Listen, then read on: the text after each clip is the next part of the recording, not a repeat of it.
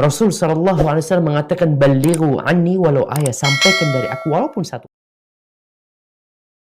Bismillahirrahmanirrahim. Assalamualaikum warahmatullahi wabarakatuh.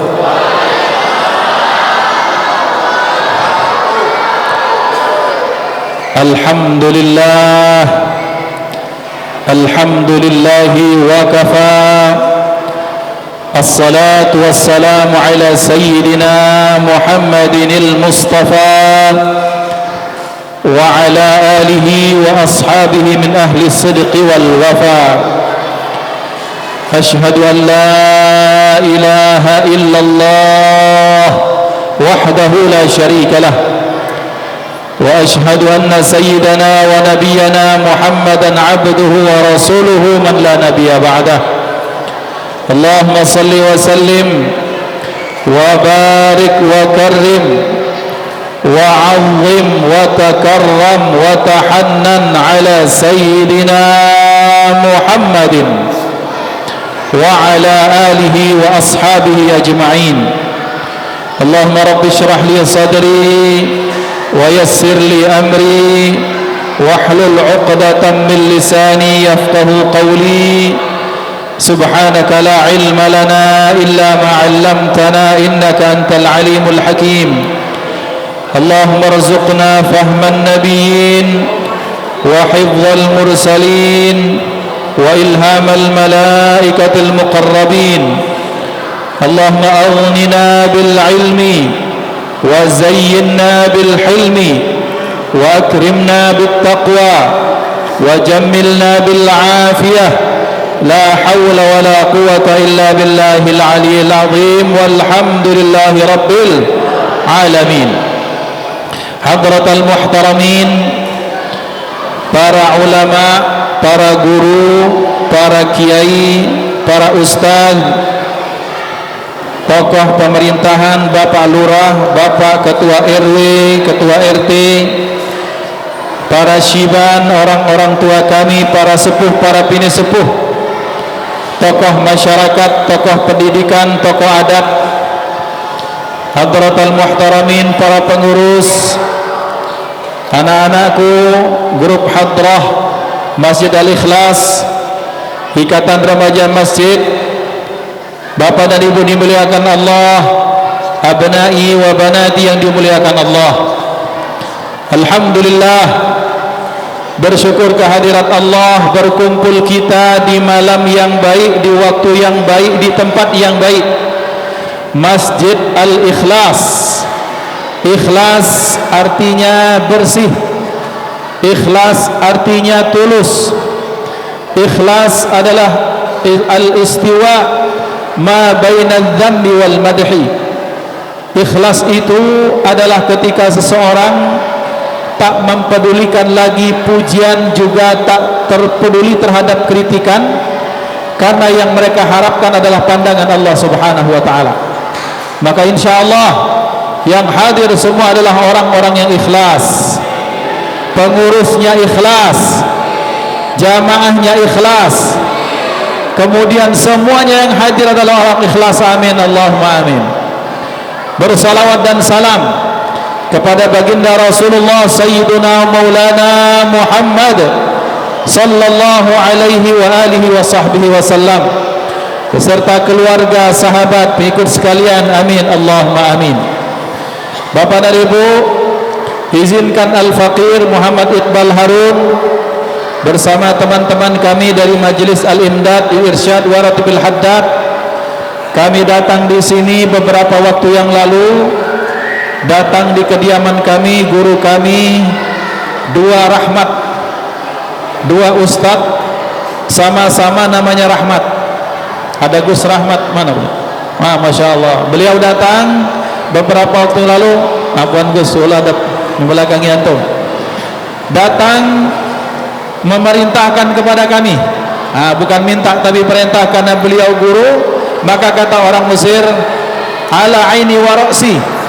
Ala aini wa ra'si maksudnya jangankan apapun, mata maupun kepala tak kasihkan untuk beliau.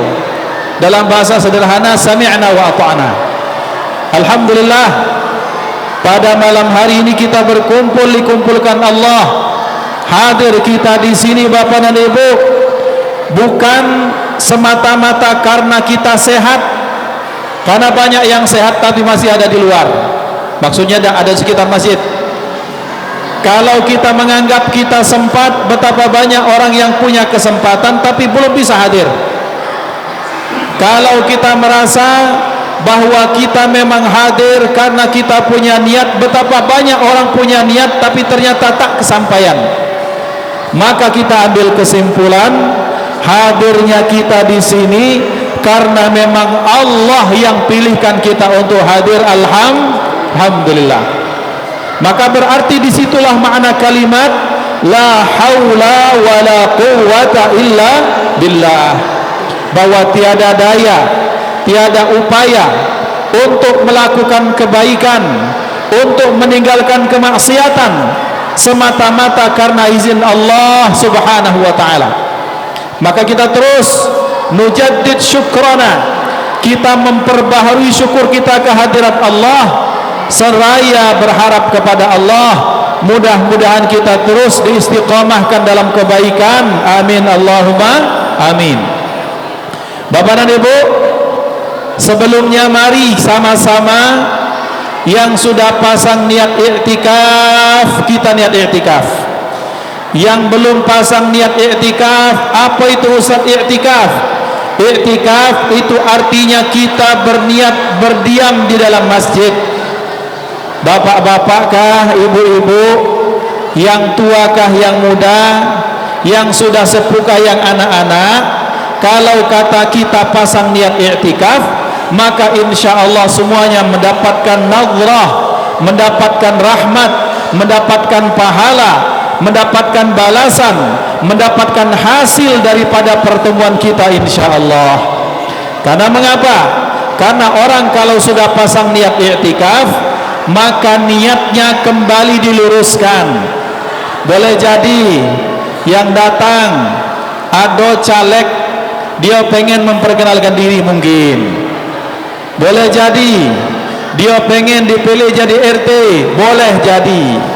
Boleh jadi yang datang diperintahkan bos atau komandan, boleh jadi. Boleh jadi yang datang akhi-akhi nak nyari ukhti-ukhti, boleh jadi. Boleh jadi ada yang datang nak nambah lagi, boleh jadi. Tapi Bapak dan Ibu, kalau sudah kita niatkan lillahi ta'ala, maka semuanya insya Allah mendapatkan kebaikan daripada Allah subhanahu wa ta'ala.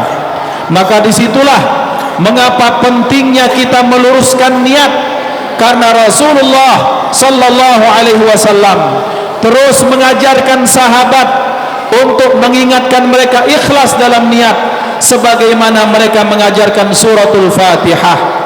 Fatihah diajarkan tiap hari oleh para sahabat, maka Rasulullah mengajarkan sahabatnya juga ikhlas dalam berniat, dalam beramal, sebagaimana beliau mengajarkan Al-Fatihah. Maka kita pasang niat i'tikaf di masjid ini, ikuti saya, bukan ngajari sekedar ngajak. Ibu-ibu yang di luar yang masih bergesa, anak-anak ikuti saya. Bismillahirrahmanirrahim. Bismillahirrahmanirrahim. Nawaitul i'tikafa fi hadzal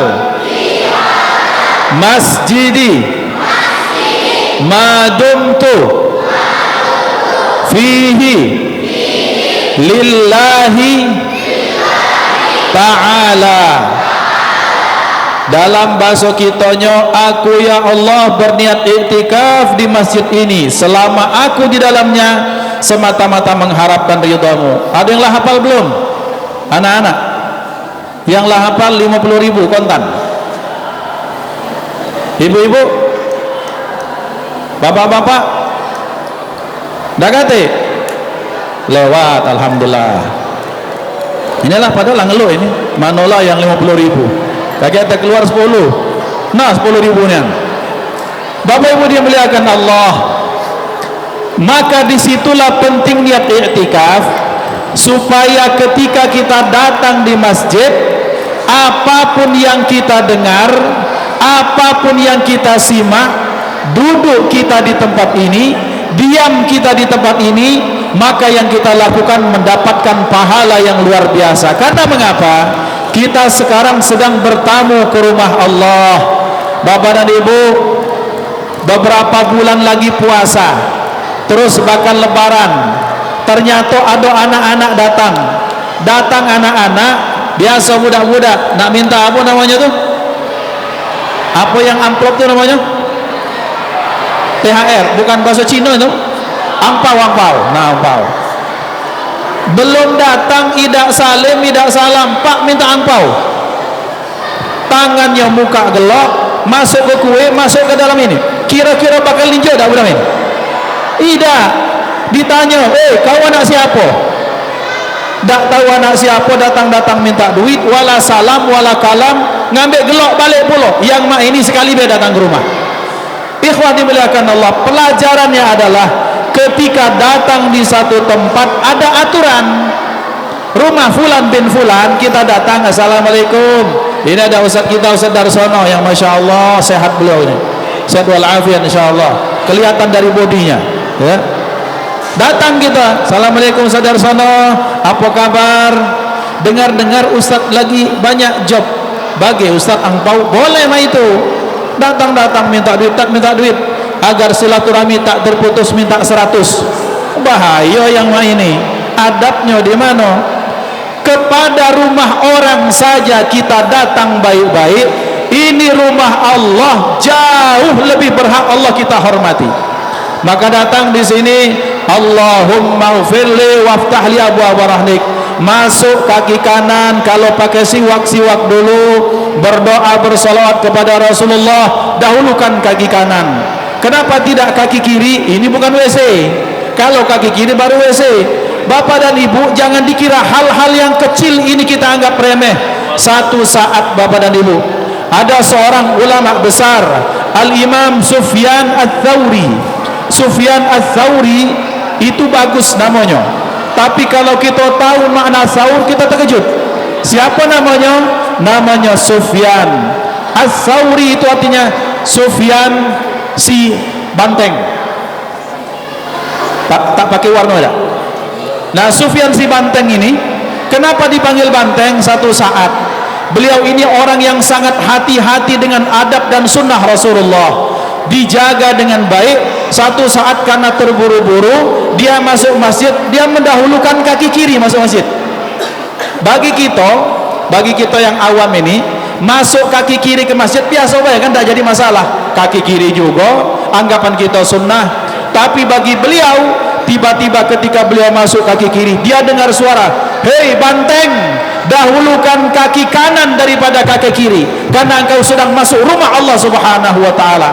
Maka saat itu dia bilang kepada semua orang murid-murid yang ada sekitarnya, sekarang supaya aku tidak salah dan lupa, tolong panggil aku Sufyan si banteng, supaya aku tak melakukan kesalahan yang sama, supaya aku kalau masuk rumah Allah mendahulukan kaki kanan, supaya kalau aku masuk rumah Allah aku mendahulukan adab. Maka alhamdulillah, tadi Pak RW sudah memperkenalkan kepada kita sunnah Rasulullah. Apa sunnah Rasulullah? Sunnah Rasulullah adalah mengajak anak-anak hadir di masjid, alhamdulillah. Tetapi itu baru koma. Beliau kan itu feedback Pak, ibarat kata itu beliau menunjukkan bola ngoper, anak gocek-goceknya. Jadi masih koma beliau itu. Apa lanjutannya? Bapak dan ibu yang bawa anak-anak, tolong anaknya diatur. Jangan sampai ketika ada acara seperti ini ribut, itu satu. Yang kedua, jangan sampai kebersihan masjid ternoda, dua. Yang ketiga, jangan sampai ustadznya ceramah, khotib naik pucuk mimbar, anaknya mabar di sana. Si kok main FF, si kok main Legend di situ. Ini wajah-wajah aja lah kalian. Apa lagi yang tua-tua ini mungkin ada dia. Nah, Nang, Bapak Ibu dimuliakan Allah. Jadi sebenarnya hadir ke masjid itu bagus, menghadirkan anak-anak ke masjid itu bagus. Kenapa? Berkah. Bagaimana tidak berkah? Tadi sudah dibacakan hadrah oleh Masya Allah anak-anak yang luar biasa, dibacakan Quran oleh qori kita yang Masya Allah luar biasa. Sudah nikah belum Ustaz? Tegak dulu Ustaz, tegak. Wallah tegak. Minta tegak dulu. Ini baru jomblo high quality ini. Ya Allah bismillah. Ini masih jomblo, suara bagus, juara MTQ, masih available. InsyaAllah, tafadhal Ustaz. Syukran. Penuh malam ini kau. Yang mak ini nak dicari Bu, bagaimana cari yang belagak, nyari berduit baca dicari. Yang mak ini ahli surga, yang mak ini ahli surga insyaallah. Yang mak ini lalaku dah usah lagi. Bapak Ibu dimuliakan Allah Subhanahu wa taala. Maka alhamdulillah kita dikumpulkan Allah, yang mengumpulkan Allah atas dasar apa? Atas dasar cinta kepada baginda Nabi Muhammad sallallahu alaihi wa alihi wasallam. Masya Allah. Jadi kita kumpul malam ini bukan nak dangdutan. Kita kumpul malam ini bukan untuk menghibah orang lain. Malam ini kita berkumpul bukan untuk bikin dosa, tapi kita berkumpul lillahi wali rasulih, karena Allah dan Rasulnya. Maka insya Allah semua yang hadir, baik hadir secara fisik maupun hadir lewat live ini apa Trubus TV apa Kompas ini, semuanya insya Allah akan mendapatkan kebaikan daripada Allah. Amin Allahumma amin. Untuk itu siap-siap, kita minta sikok lagu dulu, kita bacakan salawat tibbil qulub. Mudah-mudahan hati kita semuanya, jiwa raga kita disihatkan Allah Subhanahu wa taala. Allahumma salli ala sayyidina Muhammadin tibbil qulubi wa dawaiha wa afiyatil abadah wa nuril absari wa dhiyaiha wa ala alihi wa sahbihi. Sekali lagi. Allah, makin ramai, makin semangat. Ala sayyidina Muhammadin wa dawaiha wa afiyatil wa nuril absari wa dhiyaiha wa ala alihi.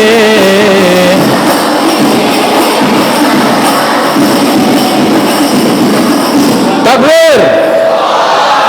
Sallu ala Nabi Muhammad. Pesan gue cuma siko, kalau nak minta baju jangan dari caleg. Ngapo kaget kalau dia kalah bajunya ditarik, bahaya bang. Iya, cari yang pasti-pasti be, dari masjid misalnya kan, atau dari ustadz misalnya kan. Insya Allah ada lokanya. Amin Allahumma amin.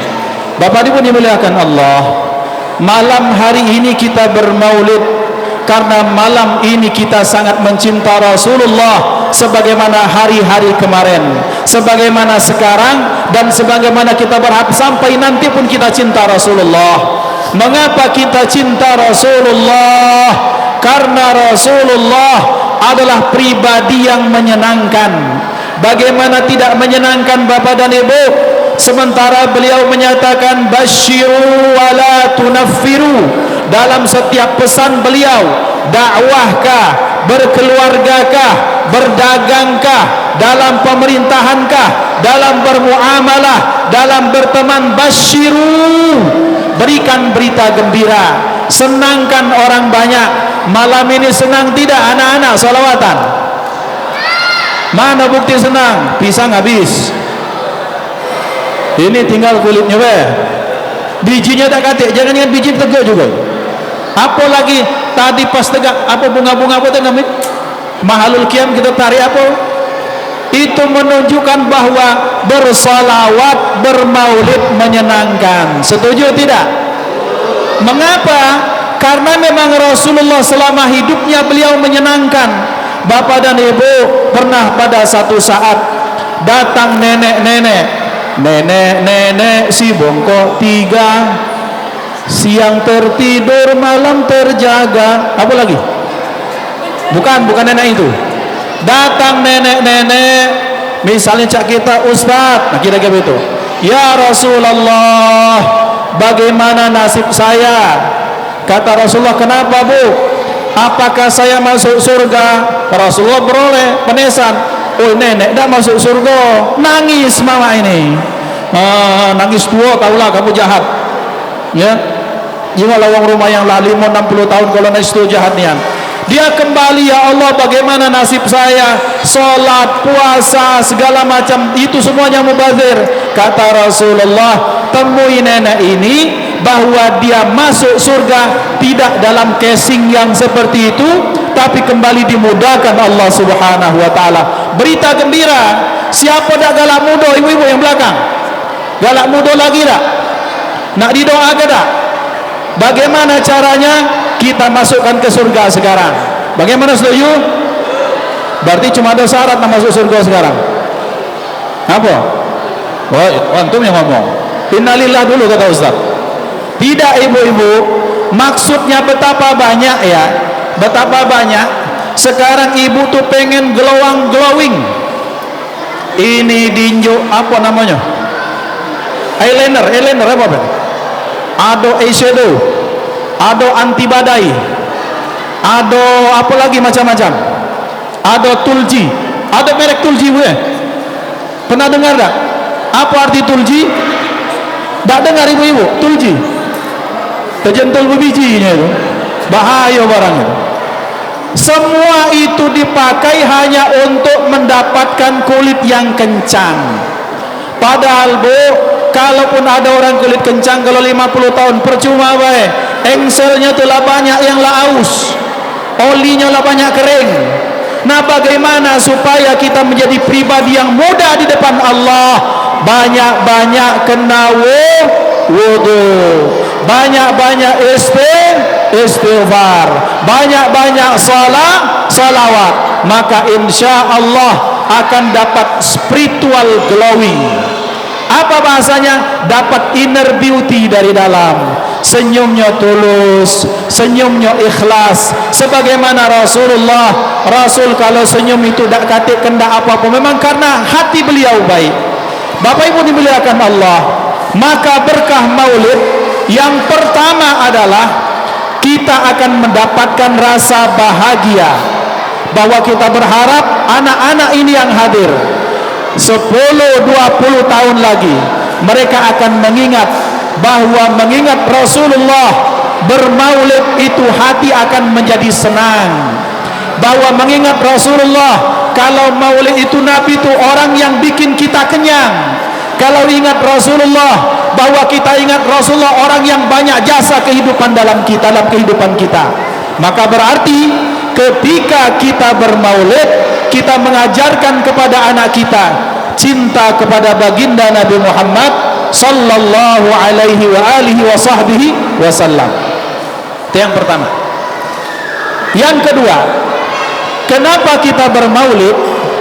Kita bermaulid karena membalas jasa Rasulullah sallallahu alaihi wasallam yang telah banyak memberikan jasa dalam kehidupan kita. Bapak dan Ibu, Rasulullah itu jasanya luar biasa. Bagaimana tidak berjasa? Bahwa kita bisa tahu yang hak dan yang batil gara-gara Rasulullah. Kita tahu yang halal dan haram gara-gara Rasulullah. Kita bisa menghadap kiblat gara-gara Rasulullah. dan diakui atau tidak, saya tak kenal dengan bapak dan ibu. Bapak dan ibu tak kenal dengan saya, tapi kita berkumpul karena Rasulullah, maka insya Allah perkumpulan ini perkumpulan yang dirahmati Allah. Berkah siapa? Berkah baginda Nabi Muhammad sallallahu alaihi wasallam. Rasulullah sangat berjasa dalam kehidupan kita. Karena mengapa? Karena pernah pada satu saat bapak dan ibu, Siti Fatimah Az-Zahra, satu hari Siti Fatimah itu datang kepada Rasulullah dengan senyum yang luar biasa. Ketika beliau senyum, kelihatan ini caknya tak pernah Siti Fatimah sebahagia itu. Ketika ditanya, ya Rasulullah, wahai Fatimah, apa yang menyebabkan engkau bahagia seperti ini? Ya Rasulullah, bagaimana aku tak bahagia sementara engkau telah mendoakan aku, anakku, Ali dan keturunanku diampuni oleh Allah. Kata beliau, kalau cuma sekadar seperti itu, aku wahai Fatimah setiap hari mendoakan umatku untuk mendapatkan surganya Allah subhanahu wa ta'ala. Jadi kita ini didoakan oleh Rasulullah, kita ini dirindukan oleh Rasulullah. Satu saat bapak dan ibu, para sahabat datang bersama Rasulullah. Beliau menyatakan, oh betapa aku amat sangat rindu dengan saudara-saudaraku. Ya Rasulullah, kata sahabat, alasna ikhwanaka ya Rasulullah, bukankah kami ini keluarga dan saudara anda ya Rasulullah? Beliau menjawab, bal antum ashabi, kalian adalah sahabatku. Siapa saudaraku? Saudaraku adalah orang yang datang setelahku, yang dia hidup setelahku, tak melihat wajahku, tak mendengar saudaraku, tak mendengar suaraku, tapi dia beriman kepadaku, dan mereka adalah orang-orang yang kurindukan. Maka bapak dan ibu, dirindui Rasulullah itu berkah, dikangeni Rasulullah itu berkah. Bagaimana tidak berkah bahwa yang merindukan kita adalah manusia yang terbaik, Nabi Muhammad sallallahu alaihi wasallam. Sementara beliau bapak dan ibu cari bandingannya di antara kita tak akan menemukan orang sebanding Rasulullah. Bapak dan ibu, ada di sini yang ahli sedekah, alhamdulillah. Kemudian dengan barakah sedekah ini anak ingat, berapa tahun yang lalu anak sering isi kajian subuh di sini, masih belum jadi apa-apa. Sekarang sudah berbentuk masjid yang mewah luar biasa. Barakah apa? Barakah bapak ibu yang terketuk hatinya untuk sedekah. Tapi sebanyak-banyak kita sedekah, ternyata masih kalah dengan sedekahnya Rasulullah. Sebanyak-banyak kita kurban, masih kalah dengan kurbannya Rasulullah. Tahun ini sapi berapa Ustaz tahun kemarin? 3, 10, Masya Allah. Banyak, 10 kali 7 berarti 70 orang yang berkorban luar biasa. Jamaah masjid ikhlas, betul-betul ikhlas. Rasulullah pernah berkorban sekali 100 onta. Sikok uang. Kita menpacak sikok kambing satu dusun. Sempat dulu viral kan? Ada fatwa fulan bin fulan menyatakan boleh kita satu kambing untuk satu kampung. Kemudian di counter oleh pendapat ulama-ulama di Nusantara. Bukan itu maksudnya. Maksudnya dalam mazhab Syafi'i, kalau sikok kambing sikok uang, 7 kambing jadi satu sapi untuk 7 orang. Kalaupun satu kambing itu adalah khususiyah Rasulullah, keistimewaan beliau. Tidak sikok kambing nak satu dusun satu rumah. Bapak dan ibu dimuliakan Allah, Rasulullah kurbannya sampai banyak, sedekahnya sampai banyak.